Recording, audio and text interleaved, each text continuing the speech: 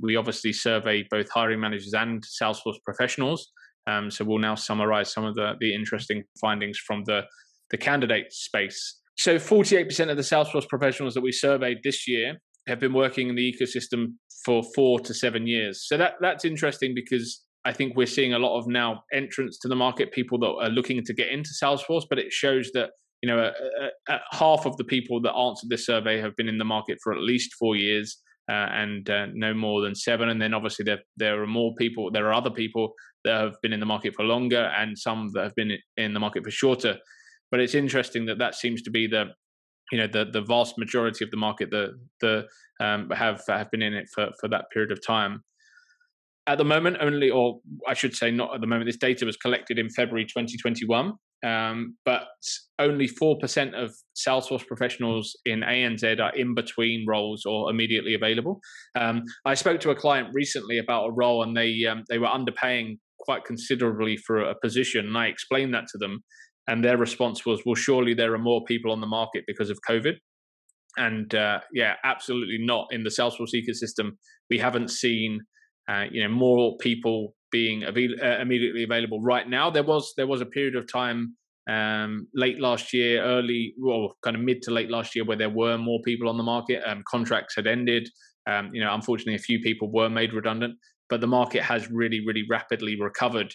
And it's quite rare now to find an experienced person that's on the market immediately available. And interestingly, project managers were the most immediately available talent in the market. So I think that was telling us that maybe at that time, in February 2021, there weren't necessarily any brand new projects that had kicked off, or perhaps were in need of a project manager, because there were more. And I remember around the time I was speaking to project managers that were immediately available. So I think that was the one skill set where we saw more available talent than any other. Across the board, across Australia and New Zealand, the contract market makes up 21% of the ANZ Salesforce ecosystem. So roughly 2 out of every 10 candidates or Salesforce professionals are contracting, which is interesting. I think that will continue to grow.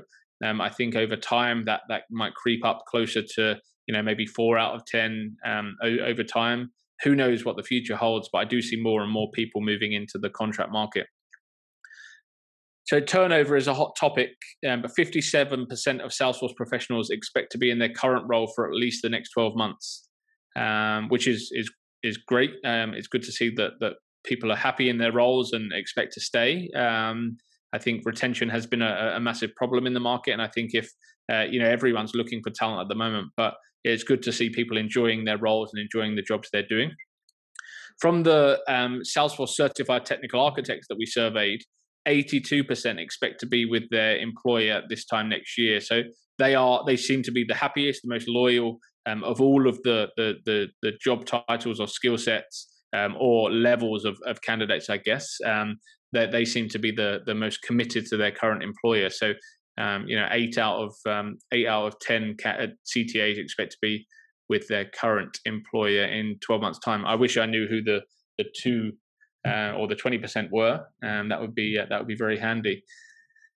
31% of Salesforce professionals said that the opportunity to work on challenging projects was the number one attraction to their current role. So the role that they're in right now, the 31% joined because it was an interesting project or an interesting opportunity. I think a lot of these people would have been joining this company or this role, maybe a year, maybe over a year ago now. So at that time, projects was the key factor.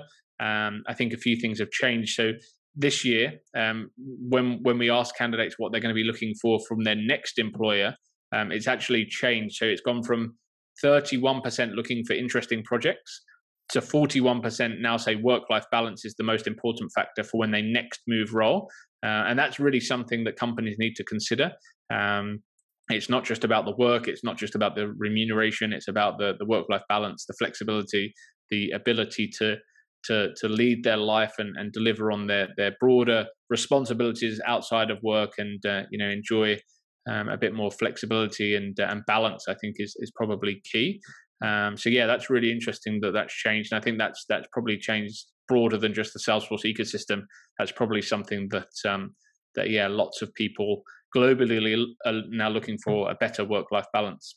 So 31% of Salesforce professionals said that they would prefer a contract role in their next move, which is interesting because if 21%, I think the stat was, makes up the contract market, and I predict some growth, we are seeing that more and more people do want to move into the contract market.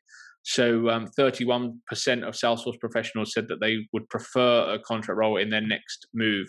And they prefer a daily rate. So typically, I don't enjoy recruiting for fixed term contracts. I think it's a challenge, not just for the recruiter, but why people would choose a fixed term contract over a permanent role, which gives them more security, or over a contract role that gives them a higher daily rate, unless it's a really standout career defining opportunity or something they just can't get in a contract or a permanent role. And we find it's definitely the third option for anyone that's looking to move roles. So only 9% of Salesforce professionals would consider a fixed term contract, which is interesting as well, because I actually think there's a little bit of misunderstanding between contract and fixed term. I actually think less candidates than 9% would actually consider a fixed term contract if they understood the actual what a fixed term contract is. And for anyone that doesn't, that's listening, a fixed term contract is basically a permanent role, but it has an end date. So you are paid a salary, you're on the payroll of the employer, you accrue annual leave, you accrue sick leave, but you have a period of time that you're going to be on that contract, and then there is an end date. So, it's typically 12 months. And at the end of the 12 month, there is no commitment that you'll continue in employment from your side or their side. So whereas on a daily rate contract, you're paid a daily rate, which is typically higher than that of a permanent or fixed term contract role. You don't accrue sick leave or annual leave, and it is usually for a fixed period, so 6, 12, sometimes 3 months, but then it can renew and can extend. And typically when people are looking to go into the contract market, they're looking to be a daily rate contractor rather than a fixed term contractor. Interestingly, the rise of the end user has come about in 2021. So 33% of Salesforce professionals that we surveyed in ANZ would ideally like to work for a private end user organization. So when we ask this question, we give them the option of working for Salesforce, working for a consulting partner, working for a not-for-profit, working for an app exchange product or an ISV company, and 33% said they would prefer or choose to work for an end user company over any other organization. And the other option in there also is government departments. 28% did say that they would like to work for Salesforce, the company itself. And interestingly, that was the highest preference last year. So 39% last year said they would like to work for Salesforce as their preference, which has dropped. I don't know what has brought about that drop. I wouldn't have expected that drop, but yeah, it's really interesting to see. And obviously, we see a huge amount of volume and demand coming out of consulting partners. So the stat that 14% of candidates that we surveyed would like to work for a consulting partner as a first preference. It's a lot lower than I think the consulting partners would like to hear. It's lower than I was expecting as well, because I think it depends on skill sets, but we get a lot of people wanting to work for consulting partners because you get variation in products and projects and exposure to different things. And I think there's benefits of working for end users, government departments that each have their own benefits and attractions. But consulting partner typically has been a preference for a lot of people. So it's interesting to see that has dropped this year. And only 3% of Salesforce professionals would prefer to work for a not-for-profit organization, which is it's a shame because I know a lot of not-for-profits need help and need good people. And I would like to understand what's driving that, because whether it's the products that not-for-profits use that aren't as attractive to certain professionals, I'm not sure. Maybe that's one thing. Maybe people perceive the pay not to be as good. So yeah, there's a few factors that could go into that, but who knows? 72% of Salesforce professionals in ANZ are contacted 2 or more times per month regarding new opportunities, and 33% are contacted at least 4 times per month. So we know there's a lot of demand. I'm reaching out to a lot of these people. I would say a lot of those contacts are probably me and my peers from the other Salesforce recruitment businesses. But we're also seeing more generalist recruitment companies getting into the Salesforce world, companies hiring directly and approaching people. So yeah, the demand is ever growing. And then 11% of Salesforce architects and developers are contacted over 9 times a month regarding new opportunities. So yeah, 11% of Salesforce architects and developers are contacted over 9 times per month, which is insane, right? 9 times per month about a new role. And that goes to show, they are the hottest markets, or the most candidate short in comparison to volume of opportunities or quality and experience short. We looked at Salesforce Platform Managers, and it's a really interesting title because it can mean completely different things between companies. Some companies will hire someone as the platform manager, and they're the solo admin, and they're keeping the lights on, and they're responsible for the platform. Whereas others will hire a platform manager, and they'll have a big team of Salesforce professionals reporting to them, and responsibilities for road mapping and project delivery and managing vendors and all sorts of different things. But interestingly, 33% of Salesforce platform managers currently do not have any direct reports. So that kind of aligns to the fact that there are lots of platform managers out there that are solo admins with that title. 25% have between 2 and 4 direct reports, and 17% have 10 or more direct reports. So the platform managers where you're going to have 10 or more direct reports of the big enterprise, the Telstras, the AMPs, the NABs, the MBNs, the companies like that, where the internal Salesforce teams are significantly larger than some of the SMB and smaller businesses where they just have one admin. But yeah, that kind of size internal team isn't that common. So that's why only 17% of people or platform managers have large teams like that. Looking forward to remuneration and looking at new roles, 78% of Salesforce professionals told us that they wouldn't move role unless they were securing a pay rise. Which is it's funny because people have told us that work-life balance is the most important factor, but then also they're telling us they wouldn't move unless they were securing a pay rise. So I think obviously work-life balance is important, but equally a pay increase and progression and growth is also important to people if they're saying they wouldn't move role unless they were being paid a higher salary. We looked at the products that people have experience with. 93% of candidates told us they'd worked with Sales Cloud, 89% said Service Cloud, 49% of people have communities or Experience Cloud experience. So Sales Cloud, Service Cloud, and communities are the 3 top ones, with Marketing Cloud coming in 4th. And then interestingly, we've got things like Field Service Lightning seeing a lot of growth, CPQ, Financial Services Cloud, not-for-profit cloud. So we are seeing a fair bit of growth in some of the more specialized areas. But I think it's always going to be consistent that Sales Cloud, Service Cloud, and communities are the leaders, because that tends to be the either 1 or 2 of them companies will have, or sometimes 3. But they're the common ones that we see with most companies. 77% of Salesforce developers have told us that they have now built Lightning Web Components in a practical environment outside of Trailhead or a developer org. So when we surveyed last year, only 55% of people had Lightning Web Components experience. I think it's probably that's in keeping with what we would expect. More and more people are moving to just doing web components and transitioning some of their legacy code into the more recent technology. So I think that will just continue to grow. It does go to show, though, that if you aren't doing Lightning Web Components at the moment, you are missing out, and perhaps you are falling behind the other developers in the market that are doing web development, web component development. And we are seeing more and more companies expecting people to have done this. So if you aren't, that's maybe something you need to think about, and how you pick that up or gain some practical experience. 26% of Marketing Cloud professionals that were surveyed would consider a role outside of the Salesforce ecosystem.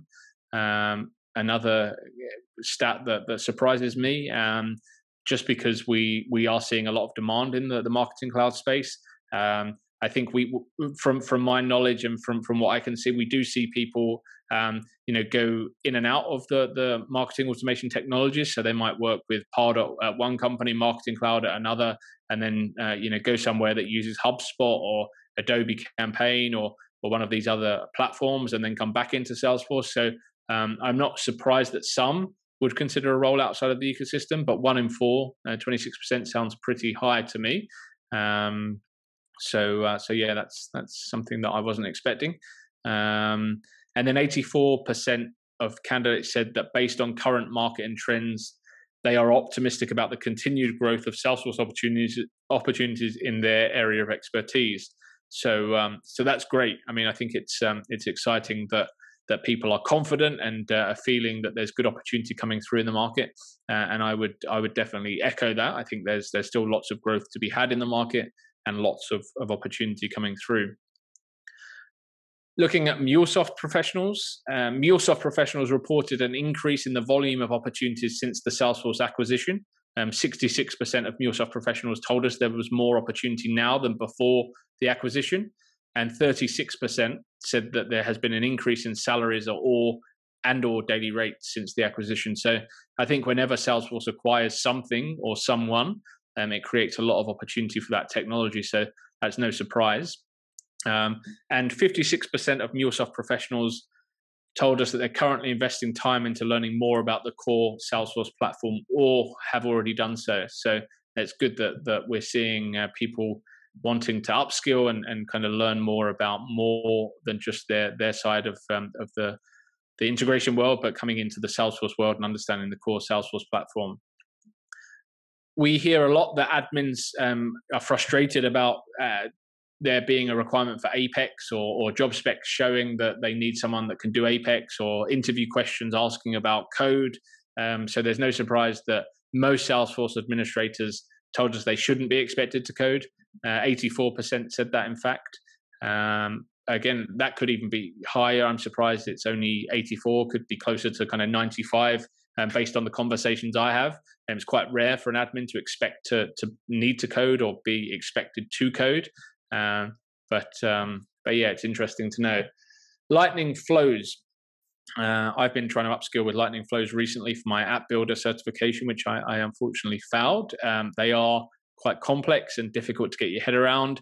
And from the Salesforce administrators that we surveyed, 36% told us that they would be an intermediate level when building Lightning flows. So it's quite rare to find someone that would say they're a specialist or an expert on Lightning flows. But it's exciting because I think a lot of cool things are being done with flows and there's lots of capability. So the more people learn, the more we can do with them, and the more value companies will get out of this new automation and not requiring as much code as perhaps we previously had. And then 41% of the Salesforce administrators that we surveyed would consider themselves to be mid-level, which is interesting. Yeah, I'm not sure what I make of that stat, but it's interesting that 41% would say mid-level, because I think if we look at some of the other skill sets, it's quite rare to find someone that would class themselves as mid-level, especially in the developer space, which we'll get onto shortly. We looked at career progression from Salesforce administrator. So the most common career path or career progression plan from admin is functional consultant. 30% of Salesforce administrators told us that's the path they want to go down. 22% said solution architect, and 19% said platform manager. So yeah, I think that's pretty common with what I see, consistent with the conversations I have. A lot of admins do want to move into that functional consulting space. So the interesting how this relates to the admin comment I made around seeing themselves as mid-level. If we now focus on the developer skill set and the developer role, 2% of developers would class themselves as junior, 12% would class themselves as mid-level, 41% would class themselves as senior, and 45% would class themselves as a lead developer. Now, if I asked my clients now what their perception of the market is, we wouldn't have 86% of the candidates in the market being senior or lead developers, based on a lot of the feedback that we hear of interviews. So it's really interesting that I think there is a massive imbalance between what someone sees being a senior with their own skill set compared to what companies out there are looking for or expecting from a senior in the market, especially if you look at some of the more complex software engineering practices or businesses in the fintech world, or real estate technology, health tech. they're looking for really, really hardcore, solid engineers. And quite often they don't find that when they're interviewing Salesforce developers in the market. And then if you look at the consulting space as well, I think there'd be an imbalance there from what someone would say they are a senior, when someone would say they're a senior compared to the expectations of a lot of the consulting practices. 71% of Salesforce developers consider themselves to be full stack Salesforce developers. So we're seeing more and more front end developers coming into the market and picking up Lightning Web Components. We don't see that many back-end only developers now. I think most people are expected. We see some, but I think most people are expected to be kind of full stack, unless they are front-end developers that kind of dabble and come into the Salesforce ecosystem for that specialized and specific front-end work. But yeah, I would say most Salesforce developers would do a bit of everything, which is consistent with our findings this year. I always find it interesting what the difference is between a solution and a technical architect. So we put the question in this year to solution architects. We asked if they come from a coding background. And I think typically in the broader IT marketplace, a solution architect comes from a more functional background, a more functional path. So it was interesting to see that 54% of the solution architects that we surveyed do come from a coding background. And I think there's a blurred line between what a solution architect and a technical architect does. Or when someone calls themselves a solution architect or a technical architect in this ecosystem. I think, like now we're seeing a lot of solution architects going for their CTA, and obviously as we've found, a lot of solution architects are actually from a coding background. So there isn't that clear differentiation between functional and technical now when it gets to the architect level. 57% of Salesforce developers are currently upskilling in other programmatic languages, which is amazing to hear. We're seeing more and more demand for developers that know more than just Salesforce, people that know Node.js, and people that can do technical coding challenges in a language that isn't Apex. So I think it's really important to continue investing in that space. 51% of solution architects have aspirations to become a CTA. I just touched on that point, but it's interesting that over half of solution architects see themselves becoming a CTA one day. And for 29% of those that do want to become a CTA, they see that as a goal that would take 2 years or more to achieve. This year, for the first time ever, we segmented our data further, and we surveyed CTAs specifically as well, and we didn't just bundle all technical architects under one skill set or one level. So from the CTAs that we surveyed, 56% said it took at least 2 attempts to pass the review board, but most passed within 3 attempts or less. It goes to show there's no shame in failing the review board. Most people from our results do fail at some point, but it's great that people persist and eventually get there. And most Salesforce CTAs that we surveyed have been working in the Salesforce ecosystem for between 5 and 9 years prior to passing the review board. So it goes to show it's no quick fix. It's not something you can just pick up and do straight away. It takes time, effort, and experience to get to that point. Of all of the architects that we spoke to that aren't certified at the moment, but plan to go down that path, 47% believe that could happen within the next 12 months, which has gone up. So 24 months ago, only 25% of aspiring CTAs felt they could achieve it in the next 12 months.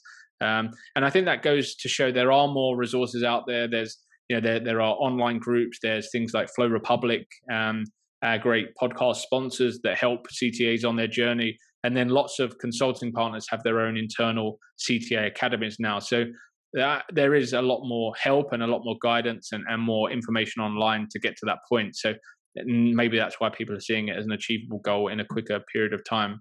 With remote working and COVID, so 92% of Salesforce professionals that we surveyed, and they have a preference for adopting a permanent or regular remote working pattern, and no surprise there. And in keeping with the manager survey, 2 days a week working from the office is the preferred balance. So yeah, it's interesting. I think I said, I think it was around 6% of 6 or 9% of hiring managers want people to be in the office full time, and that just makes it very difficult to attract talent. Overworking was the biggest challenge that Salesforce professionals have found with remote working so far. 41% of people we surveyed said that overworking was the problem, and only 3% said that technology was a challenge through the whole remote working COVID time. So yeah, I think the technology now, everyone can work remotely.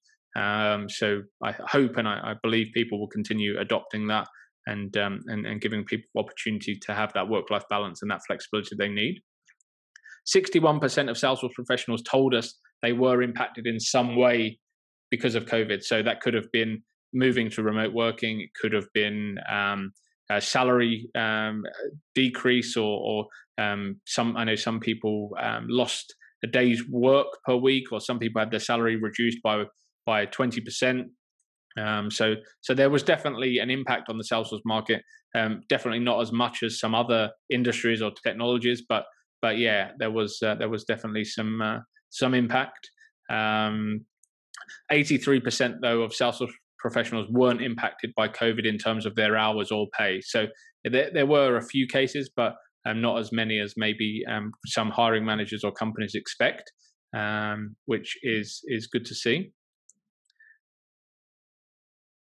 We surveyed obviously pretty much every city in ANZ and the people in those places, and working in the city is still the preference for most people across the region. So people typically want to travel into the CBD rather than work in different locations or outside. If they have to travel to a client site or travel to the office, they would prefer that to be in the CBD. Only 4% said they'd like to work in a regional office. I think we would need to break that down further into different locations, which it's obviously it's difficult to do, but that's just something to consider. Like if you don't have an office in the CBD and you're asking people to come to the office, that might not be ideal for candidate attraction moving forward. Interestingly, less than half, 42% of non-certified technical architects have a mentor. Which is interesting. I think if you are looking to go down that path, I think it's really important to have a mentor or someone that you can ask. So yeah, just focusing on the review board and mentorship space, less than half non-certified technical architects have a mentor, which I think is something they should address. If you are looking to go down that path, I would look at changing that, because 82% of certified technical architects had a mentor through their journey. And I think that's really important. And that's the consistent feedback we get from people, is that's invaluable having a mentor through the journey. 86% of Salesforce professionals are optimistic about the continued growth of Salesforce opportunities in their area of expertise. And then finally, most Salesforce administrators rate the adoption within their current or last employer as high. So 58% told us that. So they're kind of more forward-looking, confident. So Salesforce is obviously doing a good job. Adoption's high within companies, and Salesforce professionals are feeling optimistic about the future. So I'm always very happy with the survey. Gemma does a great job of getting it all put together. So thank you very much to Gemma. And it's a job that takes a lot of time and a lot of mental and brain capacity. Definitely capacity I don't have. So yeah, really appreciative of Gemma for putting that all together. I really hope everyone gets some value out of this. Hopefully, if you've just listened to this episode, you'll still go away and download the survey, because I think there's lots of things I haven't touched on. I've just kept it quite high level and touched on some of the interesting points and given my view on those. But I think there's still lots of value in downloading the survey. And yeah, hopefully you enjoy the content we continue to put out. You enjoy this podcast. One thing I would ask, if you've got to this point in the podcast and you've enjoyed listening and hearing my view on things, and you've enjoyed other episodes of the podcast, is if you would be willing to leave a recommendation on the podcast platform of your choice, or a review. The more reviews, the more exposure we get for the podcast, and hopefully more and more people can get value from the guests we have and the people that we continue to bring on week by week, and also some of the insights that we're providing. So yeah, thanks so much if you've got to this point, and please feel free to reach out with any questions you have.